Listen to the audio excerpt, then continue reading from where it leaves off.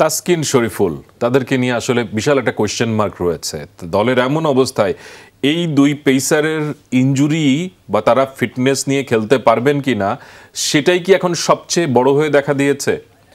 না দেখেন, একটা দল যখন ভালো শেপে না থাকে, ভালো রিদমে না থাকে, তখন স্বাভাবিকভাবেই আমাদের মেজর বোলার কিন্তু এই দুইজন। শরীফুল অসাধারণ পারফর্ম করছে, তাসকিন মানে এই দুইজনই কিন্তু আমাদের মেজর সামনে থেকে লিড দেওয়া বলার কিন্তু দুইজনই।